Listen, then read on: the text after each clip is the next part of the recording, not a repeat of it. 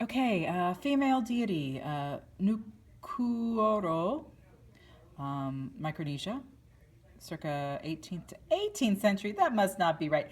18th and 19th century, excuse me. It's wood.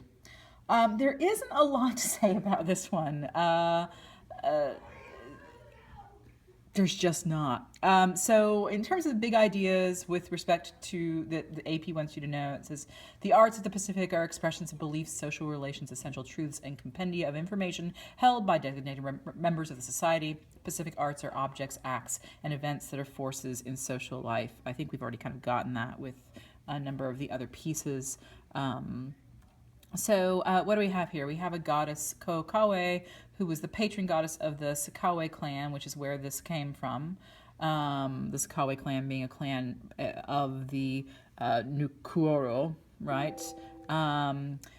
So religion was, really and truly, there's not a lot to say about this piece. I appreciate that they pulled it. They wanted us to look at it because it is really beautiful in the simplicity of its form. It looks, again, like something you could pick up at some, design within reach or some kind of fancy store. So we know that images like this were kept in cult houses, and that I mentioned it looks very simple, and wood was a very common medium to use in the Pacific. Other than that, there is not a whole heck of a lot to say.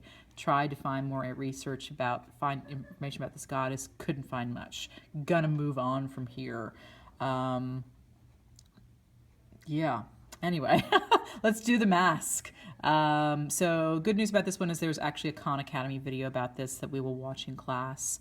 It was obviously a mask, which means that it was worn and performed, and that, usually that has something to do with tying back to ancestors. Every time we've come across a mask, that's been the case.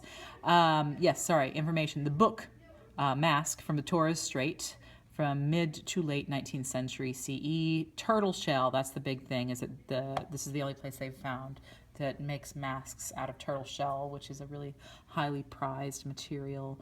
Wood, fiber, feathers, and shell. What do we have here is we have, obviously a human face depicted also with a bird on top of it. That should remind you of something that we've come across.